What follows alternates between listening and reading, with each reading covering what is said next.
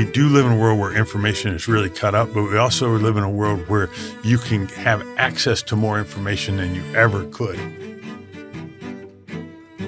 What are the key mental models that you keep coming back to that sort of explain how the world works to you? I'm a big believer in systems thinking. There's a book called Thinking in Systems that I read. What does that mean to think in systems? I'm on the board of the Santa Fe Institute. The Santa Fe Institute studies complexity theory. I would describe complex systems as multivariable nonlinear systems. And multivariable nonlinear systems are very hard to predict. They can behave one way for a long time, and then one variable can switch and they can behave another way. The weather, stock markets, all these things. There's consequences that can be first, second, third derivative. And you can't just think with a linear model or just think one variable, because things can go way off the path. Being aware that if you make a change here, it could change something here, which could change something there. And it has to be the whole system. How does that help you when you're solving problems or thinking about stuff? I think it keeps you out of trouble because you can avoid consequences that you might find out later. I was talking to a guy that worked at one of the large dating sites. They had this idea making the profile longer would lead to more engagement. Simple, heuristic. And they tested it and it was true. And so they rolled it out. They found out many, many months later that it was negative for conversion, like when people knew more at that level. Oh, interesting. And so, but you find that out way later. There's my point about like a second derivative effect. And so you just got to be really conscious of the consequence and not get too deterministic about a single metric or a single variable, and know what's important and what's on top. What was the process you took to go about learning the craft of investing, and who are the mentors and peers that played a role in that? So because I started on Wall Street, and not in venture directly, I got caught up in all the people you would expect, around Wall Street and stocks. And so, that starts with Peter Lynch, One Up on Wall Street, best-selling book, probably the first book I read about investing. A Random Walk Down Wall Street, Burton McKay, all the Buffett letters, Ben Graham. Once you read Buffett, you have to read Ben Graham. And then Howard Marks, who's just incredible. And you were talking about the purpose of your podcast. Those people have spent their whole career assembling their thoughts and publishing them, along the way. So that those were the ones that I read everything. I think I had a very strong kind of bedrock of financial understanding. It's interesting because as you're saying that, I'm thinking like value investing, and then you went into non-value investing in a way, right? Like how did that translate? How did what Buffett said translate into seed investing and sort of venture investing? I think having a firm understanding of the bedrock is super valuable. And then when you recognize the need to innovate on top of it, it's just really good to have that foundation. I have an incredible peer in this guy, Mike Mobison. I don't know if you've heard of him, but he's a writer of financial books. We started at First Boston. He had probably been there a year or two ahead of me. So it's just super fortunate that I landed in the same place as him. And we've been lifelong friends since then. He introduced me to a gentleman named Bill Miller, who ran Legg Mason and had this 15-year run of beating the S&P, one of the most famous investors of all time. And he claimed to be a value investor, and he was the largest shareholder of Amazon for a very long period of time. And what he would say, I'm getting back to your question, he would say that, value just means that the asset is underpriced relative to what you think it will be worth in the future. I spent a lot of time talking with Bill about network effects, and if you believe in that, then Amazon might be able to grow at an unreasonable growth rate for a very long period of time, which he believed. And so that's how you get there. But yeah, I've often thought that many of the VCs in Silicon Valley would benefit from having a better understanding of finance. And one other answer to your question about how it becomes valuable, I've always thought of Wall Street as the buyer of the product that venture capitalists create, because of the eventual liquidity is either an M&A or an IPO, and now the price is being set by that group and that institution. So if I know what they value, even if we're starting at a very early place, 2 people in a PowerPoint, you're still thinking about when this thing grows up, is it going to be something they're excited about? Yeah, the trajectory matters more than the starting place, I think. Yeah, that's where you're going to end. That's the output at the end of the day. What does it mean to know the bedrock of the industry? We live in a world where people skim. They want the gist of things. They want, give me the summary, give me the executive summary. I'm going to tell you a story.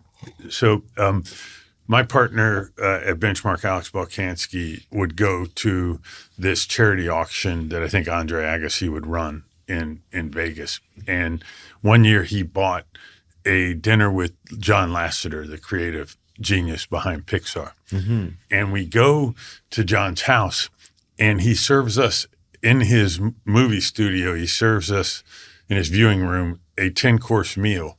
And each piece of the meal is tied to a classic cartoon that he believed was super important to understanding animation. And he would show it and he would talk through it and explain it. And you see that and you're like, holy crap, like he knows more about the history, you know. And then here's another data point that I just love. There's a, world chess tournament and they take a break and run a trivia contest and Magnus Carlsen wins the trivia contest. And it's all about the history of chess. We do live in a world where information is really cut up, but we also live in a world where you can have access to more information than you ever could. And that's even more true now with LLMs. I mean, you could just sit there, you have an hour drive and you could sit there and talk to OpenAI and learn about anything you want to. And I think more people would benefit by studying the history of whatever field they're in. There's another one that we mentioned is Picasso was a wildly successful realist painter by the time he was 14. If you go to the Barcelona Museum, you can see that. And I don't think anyone that looks at his Cubist paintings would intuit that was true. And then one last thing I would just say about this, and I think this is broadly applicable to almost anyone in any career. Imagine, let's just pick a field. I'm going to pick marketing, all right? Imagine you're interviewing for a job at P&G or Pepsi out of college, and there's 20 people there, and you're the one that understands the masters of marketing more than the others, and you're able to bring that up in the interview. Isn't that wildly differentiating? Yeah, totally. I can't imagine how it would land on me if I met that person. And yet, other than fields like, I think in like literature, everyone studies the greats, yeah. But in these other fields, it's not a practice. And I just think it would be like remarkably differentiating for people to walk around with the history of their field. I had a friend who actually recommended to people that their college essays do that when their admissions essays talk about, like, if they want to go into physics, talk about the forefathers of, sort of like physics and show them, and like you'll instantly create tons of contrast with everybody else. And you'll show a passion, like it infers passion to want to know that. And then the other part I get into, if that sounds tedious, it's probably not the right, like if it's tedious to learn that, this isn't a passion. Like you're not in the right, I don't think you're in the right lane. So you've spent your life working with outliers, all these founders. Is that a common trait? And I mean, not just the history of the field, but the details as well?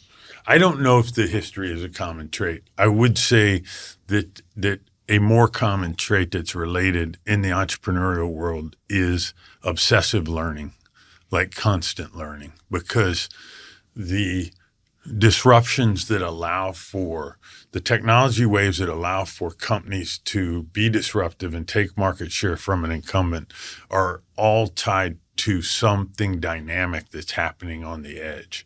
And every entrepreneur that's exploiting that, it's AI right now, they're going home at night and reading everything they possibly can because the edge is moving and they need to be right there and they need to be a top 1 percentile person that understands this new thing that's happening. And today it's AI, but that was true of the mobile wave. Yeah. Like when the mobile phone came out, there were no engineers that had written apps for mobile phones. And a few people got on that edge and figured out what that meant. And that requires obsessive learning on the edge. The way that I'm thinking about that, and maybe I'm coming at this wrong, is, if I'm young and upcoming, I'm on that edge and I'm going to dive into it.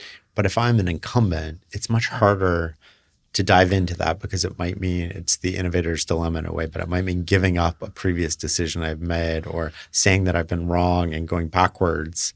How do you think about that in terms of competition? I mean, I think that anybody in any field should want to be curious about the bleeding edge and what happens. And, as a venture capitalist, we're always deathly afraid that some new app's going to pop in the app store that we haven't seen. And so everything that comes up, I play with, I roll around. Right now, I have 5 premium AI accounts because I just don't want to miss something, and you get trained that way. I think everyone should operate that way. I mean, it's kind of an interesting contrast. I'm suggesting you should understand the really old stuff, the history, because it's differentiating and shows a passion, and it gives you a great frame of mind. But you also want to really understand the new edge. If you do both of those things, I think you're a power player in your field. And the second one is a great way for young people. That's another thing that could really differentiate you in an interview. If you're applying for that marketing job and you understand all the legends and the history, but you also really get TikTok, that's going to be a very differentiated skill going into those companies. And it matters. It really matters. It gives you a chance to shine. If I was to observe you use AI for a week, what would surprise me about the ways that you're using it? You often underestimate how much it can do. So you might ask it to identify the top 10 of something, and then you're going to take those 10 and go study them. But you can say, identify the top 10, list their pros and cons, and then rank order them based on this dimension, and then rank order them again based on another dimension. Stuff you would have done later, you can just build into the prompt, and it can do more of the work earlier for you. Early on, I would often ask it for numbers, and then I would go add them up, and I'm like, oh shit, you can just tell it to do that part too. Do you find ChatGPT is the best one? I like the project structure, and I'm being sucked into the memory element in that it knows who I am and it knows things about me. For restaurants and stuff, I've been using Gemini just because it has all the Google review data, and you can, you don't just ask it which restaurants are good. You can say, what are 3 plates people rave about and what are people warn against? Yeah. You can go deep into the menu, which I do all the time. The coding people swear by Claude. Yeah. And I met a guy this morning who says for finance, he prefers Perplexity, but if he's doing deep research on companies or companies and countries he doesn't know, he finds Claude does better. So I think it's still a mix. Do you think we're going to end up with one model that just sort of dominates? Or do you think we're going to end up with niche models and they're effectively going to be commodities in some way? I think it's highly dependent on how things play out. There are certain examples in the verticals, especially in the coding one, which is probably the largest vertical right now, where people have swapped out models. Cursor even lets the user pick the model that they're using. And as we move towards optimization and price optimization, which isn't really the objective function right now, but it will be in a few years, you may see more people try and do those swaps. I think the thing, that could cut against that, if the regulation gets extremely difficult and mundane and expensive, that could actually lead to more oligopoly. And I think some of the players know that and are begging for regulation. Oh, because they want that because it's a protective mode. Pulls up the bar especially against the Chinese open source models. How do you think about regulation in the global sense? Just zooming out a little bit here, if one country is regulated on AI and it slows them down effectively, and another country is not regulated on AI and it speeds them up, how do you think of it? This has come up especially around copyright, and if our models all have to adhere to some special rule, and there's already been settlements and whatnot, and the Chinese open source models don't, it could have an effect. It's very I'm very uncertain how the EU might rule in that type of situation. So I don't know You know what I'm saying? I don't know how they might view it. How do you think about it from a systems point of view? Just from like China seems they have 4 open source models now that are really good. Is that? By the way, this is a great question just to talk more about systems thinking. So they have like 10 open source models. And so you have a situation where the competitive dynamic in China is more intense. Because it's more intense, everyone's chosen to go open source.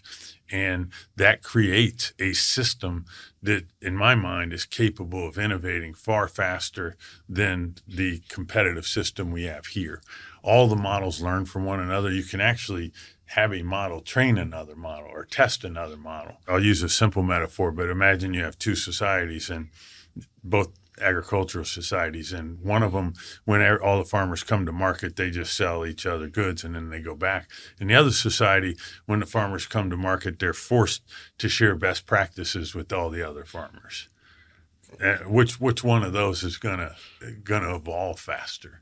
And open source allows me to see what they're doing, how they're doing it. Are they open sourcing weights too, or just the? Yes, and a lot of them are publishing how they figured it out, like new techniques and things like that. So it's way more dynamic. And does that help Western nations then too? Well, there's an irony that a lot of the startups are forking those models, and this will be a question of how regulation plays out and whether someone tries to stomp those out or not. I would say it's kind of a quiet secret, just because I haven't read it on the front page of the journal, that, especially from a breadth standpoint, like a volume, the companies are using these models all over Silicon Valley.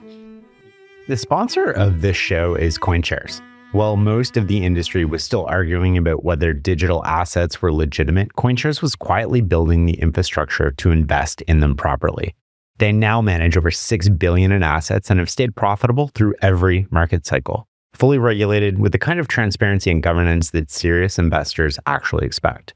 Whether it's crypto ETFs, active strategies, or Bitcoin mining ETF exposure, you can access all of it through your existing brokerage account. CoinShares. The adults have arrived. Learn more at coinshares.com. This is not investment advice. You're in meetings all day. You're trying to stay present, but you're also worried you'll forget the decision, the action item, the important next step. That's where Granola comes in. Granola is an AI-powered notepad for meetings. You jot down rough notes like you always do, and in the background, Granola transcribes and turns them into clear, useful notes when the meeting ends. There are no bots joining your calls, no distractions, just a clean notepad that helps you focus. During or after the call, you can chat with your notes. You can ask Granola to pull out action items, help you negotiate, make a decision, write a follow-up email, and so much more. I even use it when I'm listening to podcasts. Once you try it on a first meeting, it's hard to go without. Head to granola.ai/Shane and get 3 months free with the code Shane. That's granola.ai/Shane. If AI is really going to change everything or, have such a big impact, how does it change how you invest? When you look at a company, are you looking like this is a wrapper on AI? You're effectively like a calculator app on the iPhone, or like, how do you think about that? I think that question is up for grabs, and it's a hot discussion between everyone. So, if you believe that these models become near sentient, then there will be no need for a vertical model, because this one model will just do everything. I probably come down on the other side of that. I think that there are workflows and data moats that if you get, and also just understanding, like there's 3 or 4 legal startups in the AI space. They're just spending so much more time making sure they ingest all the case law and really understand, the processes and principles there. And then you implement with them, and they're writing stuff on your behalf, and you're building new databases out of there. I just don't know that you then switch that to ChatGPT as they climb up the stack. But, and I'll flip back to the other side. They have talked about in their product groups, going after verticals. So I think it's a TBD. People point to Microsoft, starting with the OS, and then, there was Lotus 1, 2, 3, and there was, I forget, I can't even remember. There was a WordPerfect. Like, I can't remember the specific apps, but, they eventually moved up the stack. That could happen. We're going to see how it goes. Do you think there's limitations to how we're training the models now, which is sort of they're trained on all the data from the internet, including like, Elon has the opposite approach where he's like, we're going to take all the data and then we're going to filter out clear untruths. We're going to use that as the starting point versus the other. I do think that there is a valid argument that we might be running out of data, that I call it painting in the corners. Like, just we've filled in everything. Right now, one of the most powerful solutions to improving the models is literally hiring experts for thousands of dollars an hour to sit in and fine tune and ask very hard questions and then tune them to be able to solve those. There's got to be a limit to that. Like, where's the edge of human knowledge? So it's a big question. Like, do we run into asymptotes or not? And part of it goes back to, do you believe these things can become super intelligent? At which point they start solving things that we've never imagined. There's a lot of debate about that. I mean, I guess the theory, correct me if I'm wrong, is like the minute that they are super intelligent, they can effectively make themselves a little bit better. And at that point, you enter a nonlinear curve. That's an argument that some people have made. I don't know that I believe it, but give me the other side of it. Rather than me stand on that hill, like Jan LeCun, makes that point. Like, he says that the next version of AI is it's not LLMs. It's outside of LLMs. It's broader than LLMs, and that we're going to run into a asymptote with these because they're language based, and there's just a limit to what you can capture with language. It's part of why they're not specifically great with math and numbers, right? There are much better people to talk about this than me, but people point to this famous game that AlphaGo, where Google implemented, and the bot eventually came up with a move that was shocking to all humans. And I forget the number. It's like a famous move number, whatever. And that is proof that they can innovate, beyond what they're taught. The people that take the other side say that's a very constrained game and environment, and the computers can search a field of possibilities that's impossible for a human to search because there's just too many, right? And that gives it the ability to find that move that we didn't know about before. But in the real world, it's not constrained enough where you can tell it to walk all the possible paths. There's an infinite number of paths in a big complex system. And by the way, those AI models aren't LLM based. Like AlphaGo is not LLM based. It's an AI model trained to a very specific constraint system. And that was trained just by playing. Is that true?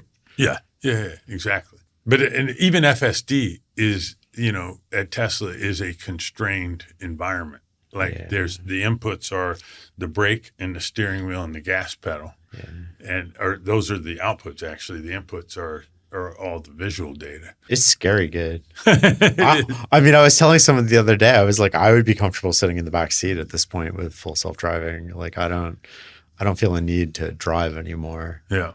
What's your take on that? The corner cases. Would you sit in the back seat with your Tesla driving? The corner cases are impossible to fathom at this, right now. Yeah, maybe at some point. I mean, I certainly think if it were in a world that didn't have the randomness of the real world. So if you were in a geographic area where all of the cars were it'd be easier to go into that mindset.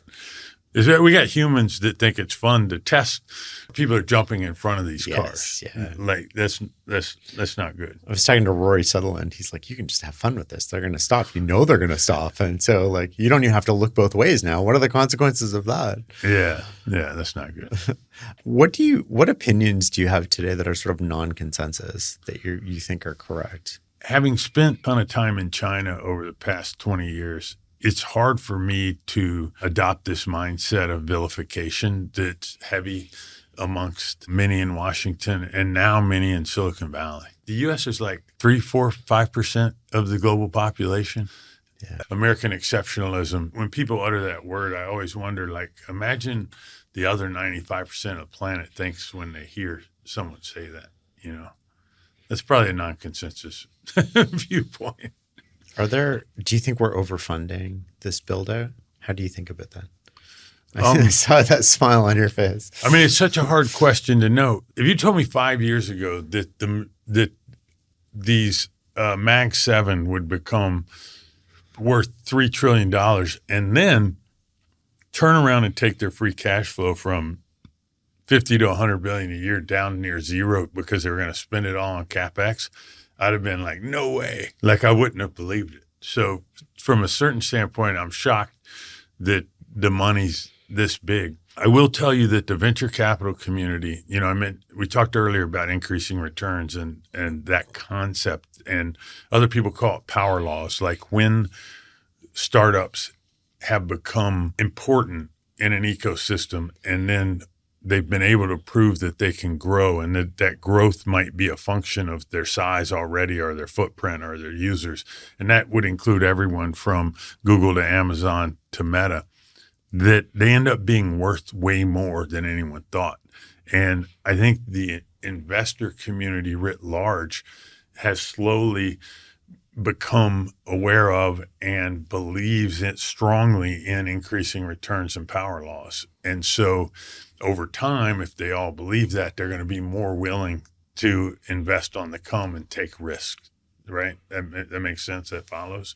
And so, someone forwarded me a chart this morning of the losses of the leading company in the field prior to going cash flow positive. And you look at, what for Amazon, it was like 2 or 3 billion. For Uber, it was like, 15 billion. And now for these companies, it's going to be way bigger than that. And so the venture capital community as a whole is getting more risk seeking and taking on more risk because of their knowledge of how things have played out in the past. What do you think assuming we are overfunding? We haven't had a correction, right? Yeah, like not really. No. Like a mini one kind of like, and usually that weeds out sort of the weak competitors, the strong ones survive. And it depends. Yes.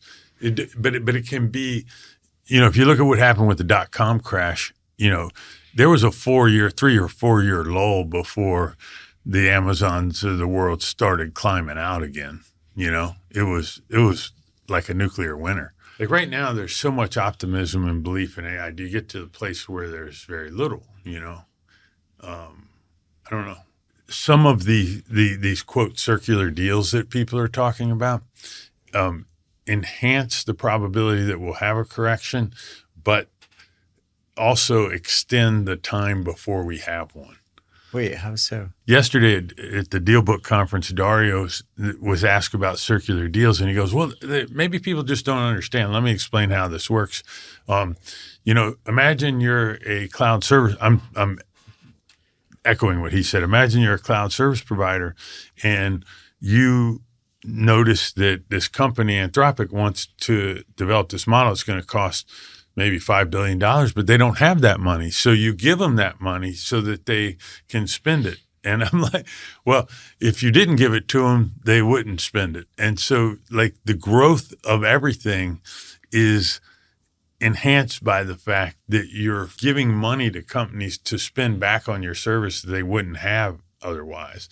And so if you were in a more constrained environment where you didn't do that, things wouldn't be growing as fast. You inflate what's happening. So you push further ahead faster. Yes. But there still is likely to be sort of a culling of the weaker competitors. Look, first of all, if a company's successful, someone will knock on your door and try and give you more money. So like almost every round is preemptive for successful companies. And when you take that much money, $300 million, the only way to spend it is to take your burn rate up. And I always thought of burn rate as a measure of risk.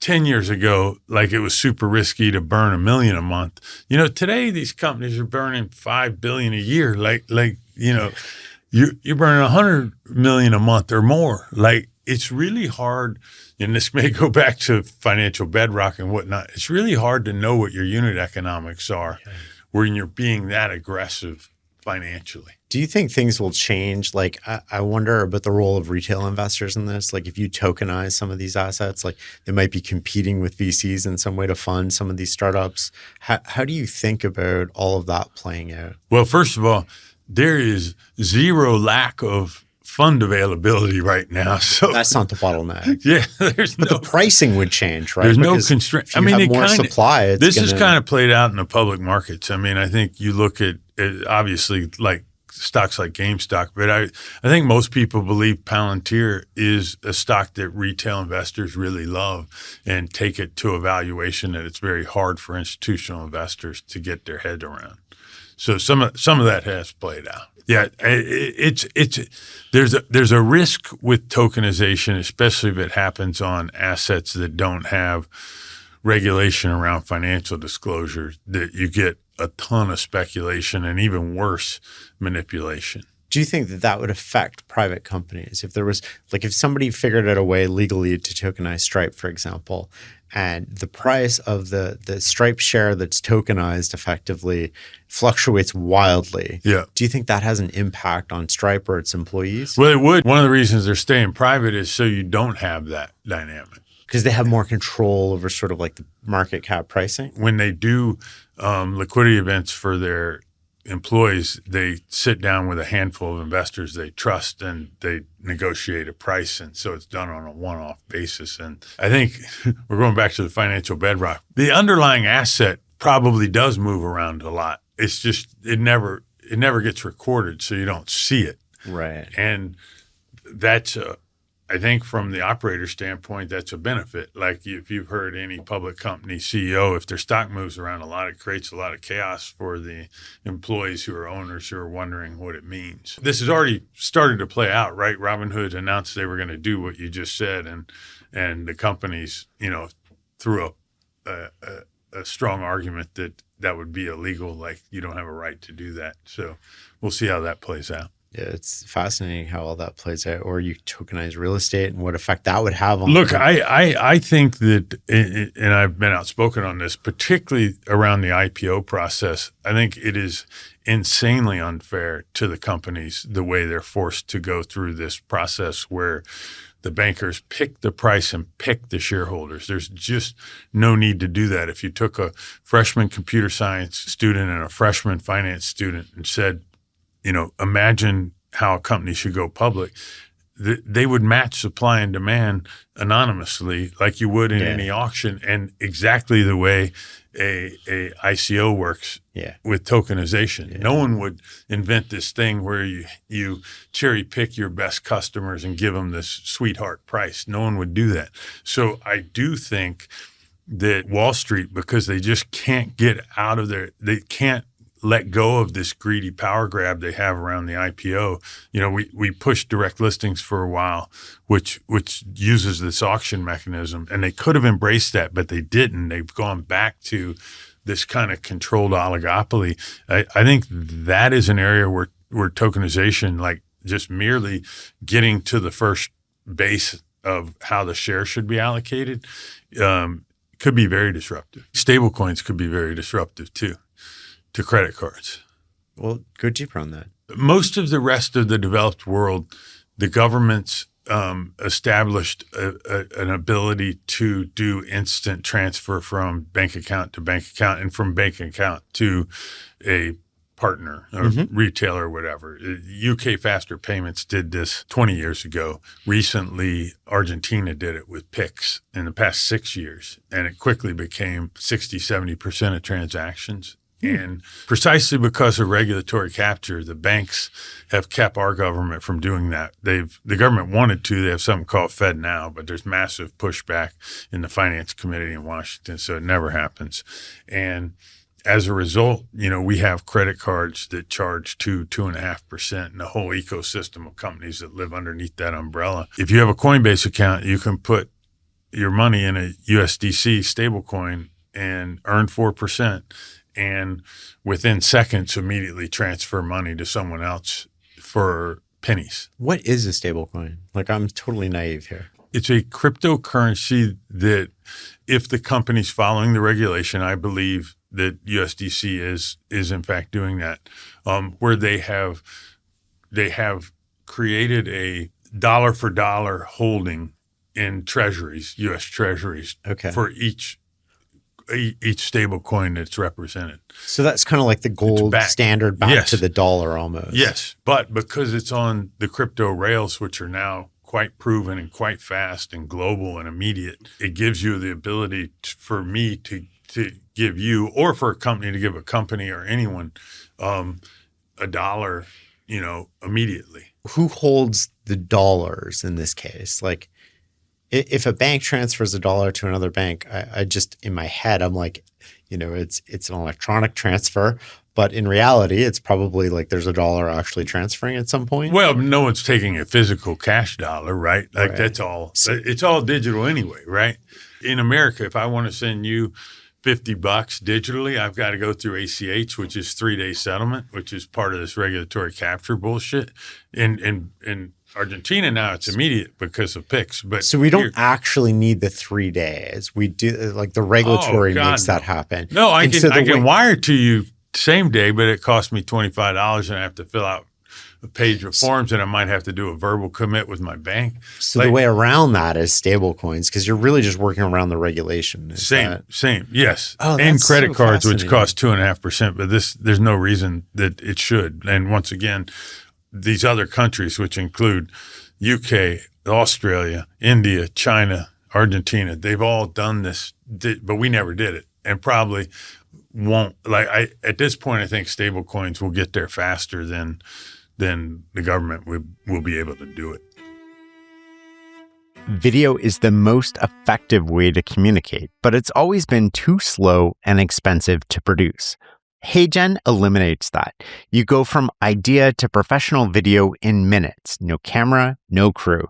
Their avatars are rated the most realistic on G2, and over 30 million people are already using HeyGen, including 85% of the Fortune 100. You can even reach an audience in over 175 languages with AI lip sync and translation. Same voice, perfectly matched. If you're someone who communicates at scale, take a look. Your first 3 videos are free. Heygen.com, HEYGEN.com. Ever hit 3 p.m. and feel like your brain just quit? For a lot of people, that's not caffeine or sleep, it's electrolytes, and water alone won't fix it. That's why I drink Element every day after lunch. 0 sugar, no dodgy ingredients, just a real dose of sodium, potassium, and magnesium. I know you're all thinking electrolytes are for athletes, but you don't have to be an athlete to benefit from it. And it tastes great. Stay sharp in the afternoon and grab a free 8-count sample pack with any purchase at drinkelement.com/TKP. That's drinklmnt.com/TKP.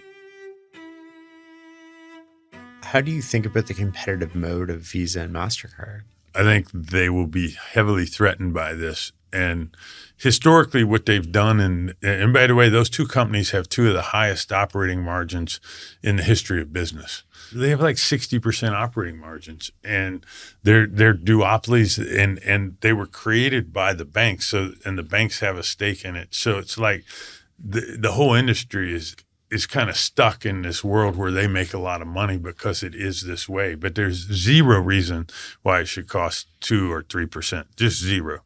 And it will change. In China, because they had this digital immediate transfer, Alibaba and Tencent were able to very quickly build digital wallets that people carry around. And so if you walk around China, if you want to buy a hat from a street vendor or a car, in a Huawei store, you use WeChat Pay and Alipay for everything. You scan a QR code, like you check out of a restaurant, like you can just pay at your table. There's a QR code on the table. You just take your WeChat Pay or Alipay and scan it, and you're done, like one click.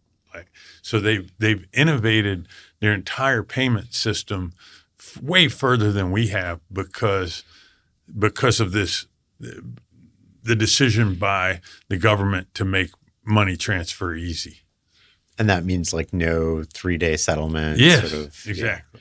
And it doesn't necessarily mean stablecoin. It just means That's like, true. I just think because they waited so long in the U.S., this FedNow project's Right. been just out there forever, that the threat becomes this new thing. And especially with the momentum, the crypto momentum in Washington, that could change with a new administration. As you were talking about that, I was also thinking about Moody's and AI. And I was like, oh, Moody's, basically they sold analysis on debt. Yeah. How do you think AI changes their competitive position? Because like in theory, AI would be able to do that better than or equal to Moody's, which also makes great margins. Yeah, I think Moody's power comes from the fact that that it's a standard and everybody trusts it as a standard. Right. So even if they used AI on the back end, they're still the watermark. Someone could pop up.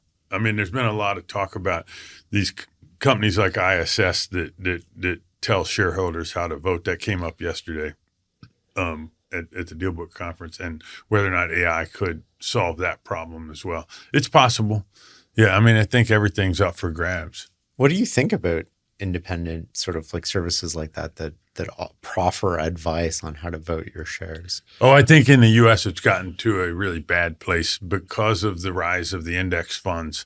The index funds, and this is why they were asking Larry Fink about it at BlackRock, like the index funds don't have the time to truly evaluate what the vote should be in these situations. And so they rely on these services, but these services have been built.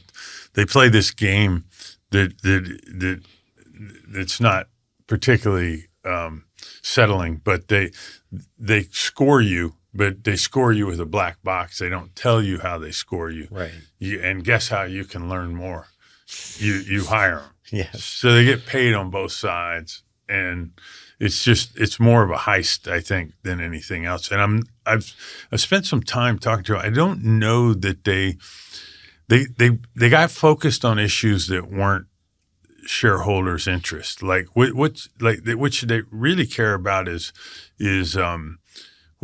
what's best for shareholders. Right. And they got away from that. The Tesla case is a great example. That package, that type of package that they did for Elon, I've said this, publicly, I would agree to that type of package for every company I've ever worked with, and most CEOs wouldn't take it.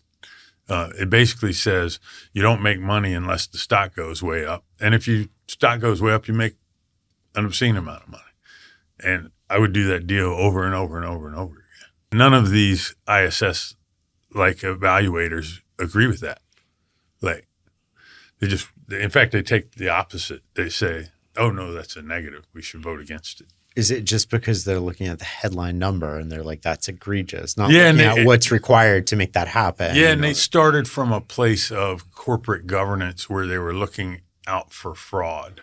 And so risk mitigation rather than shareholder interest. And so when you come at it from that perspective, you're like, there should be rules and people should adhere to the rules. And when people get outside of the rules, that's bad. Yeah. I think that's their legacy. What do you think are sort of the second order effects of the rise of passive, like we've been indexing, which is mostly post the GFC? How do you think it plays out? Well, this is one of those things. Like this wouldn't be a problem were it not for, because it's the large number of shares held by the passive.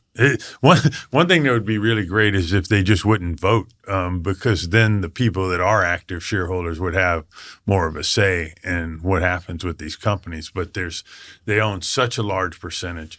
There's also an argument that they should have to vote in the same proportion that direct holders vote. Yeah, well, if they didn't vote, that would happen just by natural, because the vote would just be. It'd be more like how voting works in America, where you only have like a 20% turnout. But the second order effect with that, like I could have control of the company with a very small share. Yeah. At first, I think the public investors got really scared because they were marked to the index, and they ended up doing what people call closet indexing to make sure that they didn't lose out. And like when the Mag 7 took off, if you didn't own those, like you had a bad year, as an example, and so you're forced to kind of closet index. But they had kind of reached a point where they think the number of active investors is so few that the ability to get an edge has maybe increased as a result of the massive indexing. Do you believe that? I don't know. I mean, it's the buy side. It's a very hard job, like to beat the S&P. Some people have even highlighted the fact that, QQQ has probably outperformed 80 or 90% of venture funds. One of the surprising things that I learned about you through reading your book was that you love the craft of storytelling and writing. Yeah. Talk to me about what you've learned about storytelling over the years, and because that's really important to founders. It's really important to anybody trying to get a message out in today's world. Someone asked me like the top 3 traits of founders that are successful, and I put storytelling in there. There's another thing that happened, prior to going to business school, I didn't read much, but some bit flipped when I was in business school. I started reading, and I started with business books that most people know. I got into personal development books, which I find a lot of successful people have this moment in their life where they roll through, Dale Carnegie and like 7 Habits and stuff like that. And then biographies. But after that, I've kind of fell in love with long form nonfiction journalism that reads in an exciting way. And part of it was the wave that was Malcolm Gladwell and Michael Lewis and John Krakauer and those books that read like fiction, even though they're nonfiction. Yeah. And there's actually multiple books written on that art. It's called The New Journalism and the New Journalism. And I've read those books about that writing. And I just find it super powerful that someone can maybe put together 20 pages that like really impacts you in a certain way. And so I started studying the craft, studying Buffett and Howard Marks and seeing these investors that were successful, like putting their stuff out there. If I was thinking through a problem about most of my most successful investments fall in this category people call marketplaces. And before there was a first marketplace, there wasn't a knowledge base. And, we crafted that along the way and codified it and wrote it down. And that, in addition to helping you think through all the corner cases, and this is exactly why Bezos has his 6-page letter concept at Amazon. He believes that if you have to write it out and make it stand alone and be cogent, that you'll think through more of the problems, and it'll be more cohesive, and you'll figure out the loose ends and you'll tie them up. But in addition to that, in the venture world, for the founder that doesn't know you, when they see your knowledge on a subject or they see what you're talking about in their own business, they reach out to you. So it becomes a calling card. It's like a magnet. Yes. Yeah. And I'm not the only one that's done it. A lot of people have done it. And some people don't use that technique. There's other ways to get deal flow, but it's powerful if you do it right. You mentioned storytelling. What are the other chosen unfair advantages that founders have? You said there's 3. Oh, right. Storytelling. And I thought of a 4th one. I hope I can remember it. I think product instincts is another one that comes partially from understanding the new edge, which we already talked about. But it probably took my whole career for me to fully understand how hard it is to hire someone who's not a product first individual and then get them to be good at it. I'm sure there are examples, but it's got to be 5% or less of the use case. It's super hard to find. So storytelling is so important because in the founder case, you're recruiting employees, you're recruiting executives, you're raising money, you're closing customers, you're closing partnerships, you're selling all the damn time. Yeah. And the best ones are just super effective at it. And you can see it with Bezos. You can see it with Toby at Shopify. I mean, God, listen to any Toby podcast you possibly can. Of course the world's going to follow this guy, Daniel Ek. They're just so gifted at describing what they're trying to do, and that's just super, super valuable. I once asked Jeff Bezos, how have you had such a successful angel portfolio? You don't have any free time. And he says, when I meet an entrepreneur, there's only one thing I ask myself: is this person going to do this no matter what? Come hell or high water, they're doing this. Like, they're just already convinced that this is so important, they're not going to stop. And I think that level of determination is present in all the great founders. Like, they're just going at it, full blast. When you need to build up your team to handle the growing chaos at work, use Indeed Sponsored Jobs. It gives your job post the boost it needs to be seen and helps reach people with the right skills, certifications, and more. Spend less time searching and more time actually interviewing candidates who check all your boxes. Listeners of this show will get a $75 sponsored job credit at Indeed.com/podcast. That's Indeed.com/podcast. Terms and conditions apply. Need a hiring hero? This is a job for Indeed Sponsored Jobs. What are some of the real world lessons you learned while working with Uber that you wouldn't find in like an HBS case study? Well, that's an easy answer to get to quickly. Although now, because I had a moment in my brain where that exact phrase you just said popped into my brain. We were, in a situation where I think most people that were investing in the category knew it had winner-take-all dynamics and network effects. And as a result, there was this determination that they were just going to have to fund it kind of ad nauseum. And you had a situation where the burn rates, someone hands lifts $1 billion. Well, then we get handed $3 billion. And so, and once again, the only way to compete in that world is to spend that money. And so you have these burn rates that are bigger than any public company would ever spend going after a new category, and so aggressive. And I thought to myself at the moment, there is no HBA case study. You could take the board members from Walmart and Costco and GM and General Electric or whatever you consider the top 10 best companies, and they would have never been in this situation before. So there was no one to call. There was no mentor to go find, which was harrowing a bit to recognize you're in that situation. But now all the AI companies are in that situation, so I feel for them. Uber was kind of the first in the mega burn. Yeah. I mean, well, Amazon was, they had a big burn rate, but then Uber took it to a new level. But now they've added a zero. I'm curious from how Benchmark was structured on the inside and how that structure contributed to its success. I've talked about this a lot. I was very fortunate to get invited into Benchmark. I joined on the third fund, so I wasn't there early. They had left.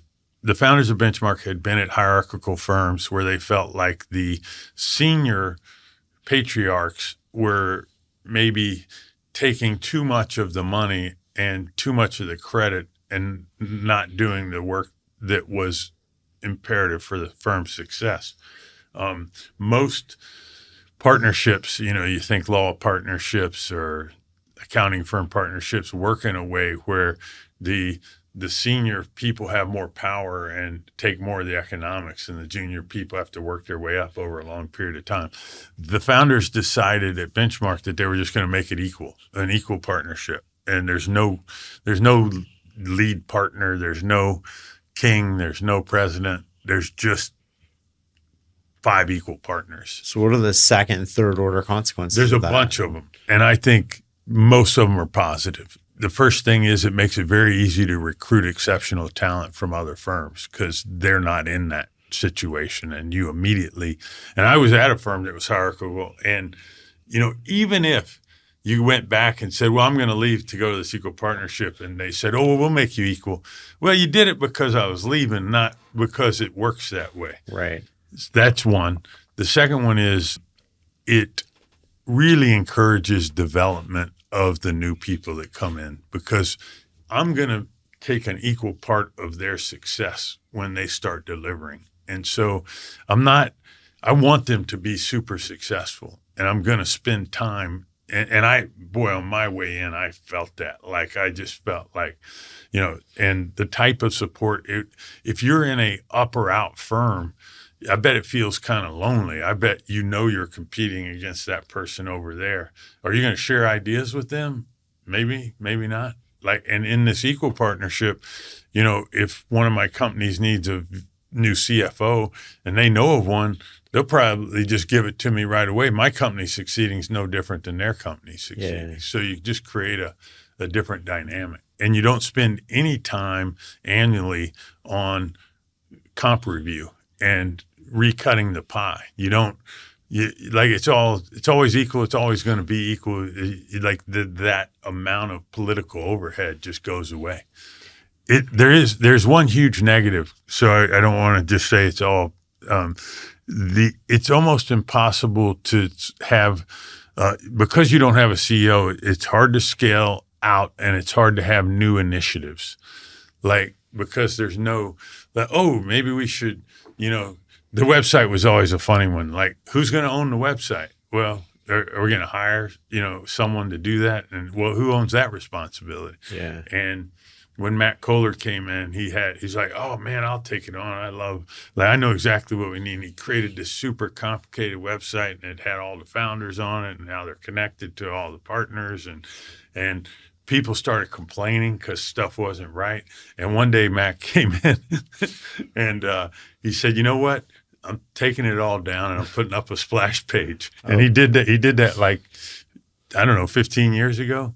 And still today, Benchmark has a single page. And that's a result of this issue that I'm describing. Well, it's interesting you say that, because I find a lot of websites have such a high cognitive load to use.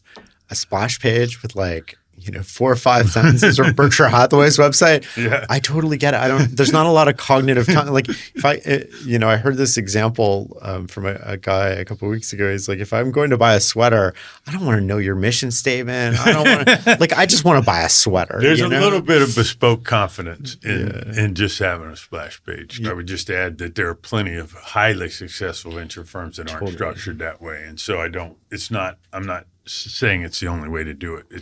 There are clearly many ways to do it. In a world awash with capital, what makes a founder choose Benchmark or somebody else? Like, what goes into that? First of all, at a high level, if you're successful as a venture capitalist, people want to work with you. When I came in, the Mike Moritz, John Doerr, they've had so much success that not only is it likely that they are great at what they do and know people that will help your company succeed, but their stamp of approval of you will carry weight in and of itself. Yeah.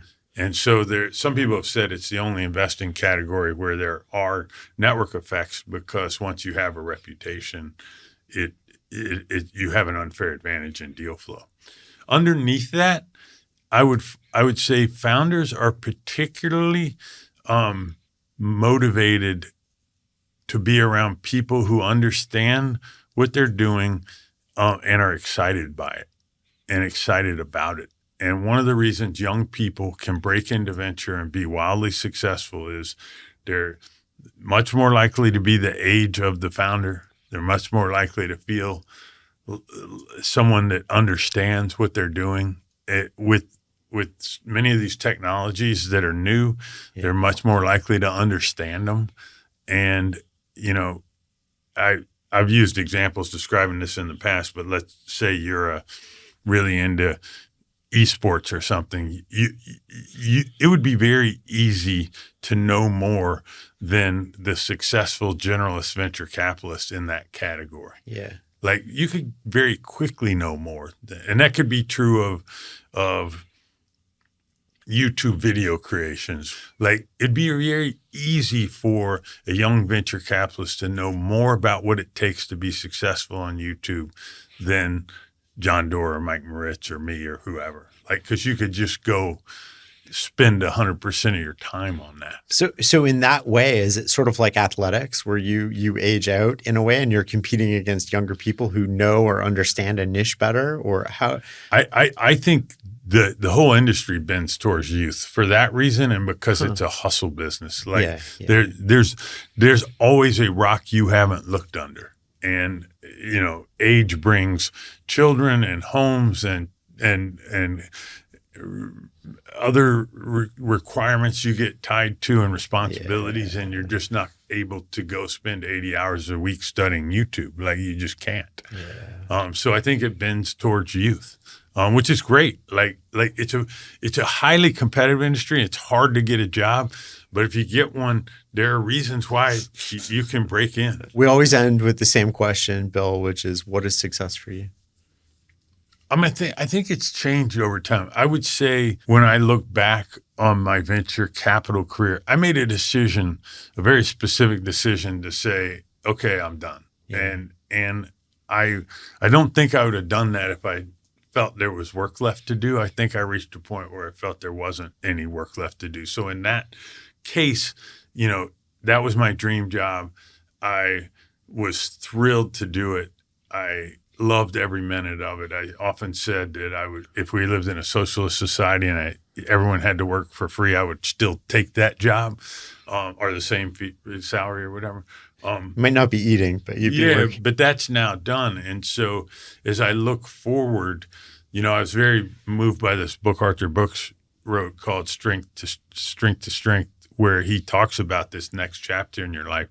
I would like to take some of the techniques that I used to be successful as a venture capitalist, mostly around the blog and understanding problems and synthesizing, and see if I can apply those techniques to bigger, broader problems in society, and see if I can dent the universe a little bit that way. I love it. I wish you luck. Yeah, me too. Thank you so much for taking the time. Thanks for doing this. It's great.